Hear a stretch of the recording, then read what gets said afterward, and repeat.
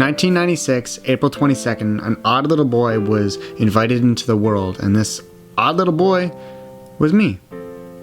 My name is Joseph Kidney, but everyone calls me Joey, and I absolutely hate being called Joe. Just don't do it. I'm not your grandpa. Before I was born, my mom actually went on a plane while she was pregnant with me, so that kind of explains my weirdness. I kid, I'm just naturally weird. Don't worry, my mom didn't try to kill me. So growing up, there wasn't many special things about me. I started playing hockey at the age of 3, and I got into all sports, really. Now onto the challenge of everyone's life, which is school. I was never the kid to sit down in class, and actually in grade 5, I got into a little more trouble than usual.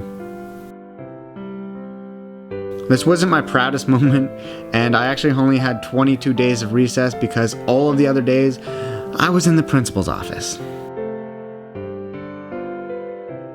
In class, I would never be able to pay attention, and I would always get up and wander around the class, and I just couldn't sit still. At this point, I was a very sad kid because everything I did, just being me, I would get in trouble. This is where I realized that I couldn't be the me I thought I was. When grade 6 came along, I was the best student ever. I didn't speak in class, I didn't stand up, and I did everything I was asked to do. Now on to high school. High school was great at first. I always got good grades, always was nice to my friends, and I was always having a blast. Unfortunately, things took a bad turn, and I received a few concussions that put me out of school for 121 days.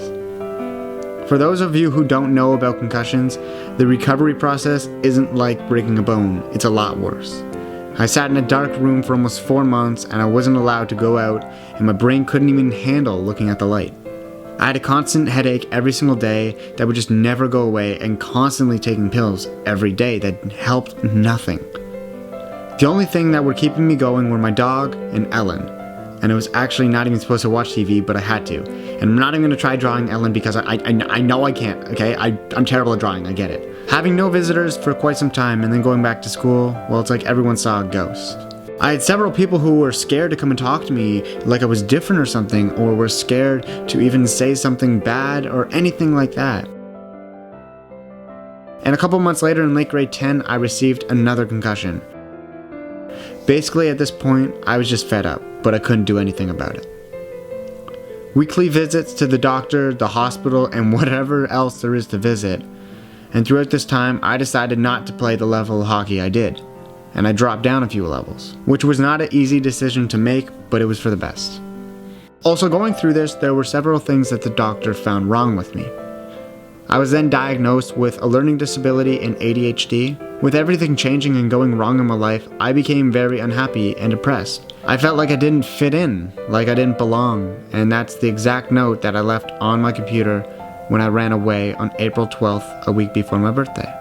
That was the hardest and the best night of my life. I thought my parents would be disgusted and disappointed with me, but I have never felt more comfortable with them. When they finally found me, we stayed up for hours and hours, and I could not ask for better parents. I was then sent to several doctors and got diagnosed with depression and anxiety.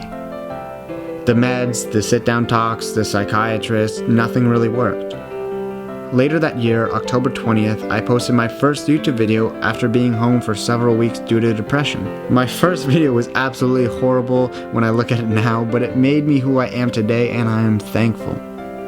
With everything happening so quickly and going back to school and coming up to graduation, I actually ended up breaking my leg during another hockey game, and I was back in the hospital.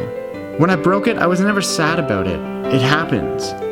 Everyone always asked me and told me how much it sucked, and I told them, it's a good experience. At this point, my YouTube channel was nearing 30,000 subscribers, and I got accepted into Algonquin College for Interactive Multimedia Design. I got asked to sign with a tour called Press Play, and I signed my first ever contract for management, and this all changed my life. I am now going into my second and final year at Algonquin, knowing that I have a career waiting for me when I get out. And over 100,000 people waiting for me to share it with them. There's definitely a lot more to my life, like winning championships, meeting amazing people, traveling, and everything. But sometimes you need to know that the moments that make you the saddest are the things that can make you strong enough to be the happiest in the future.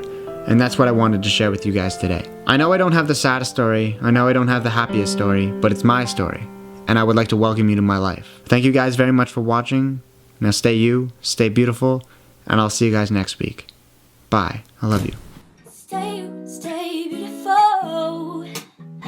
Stay you, stay beautiful.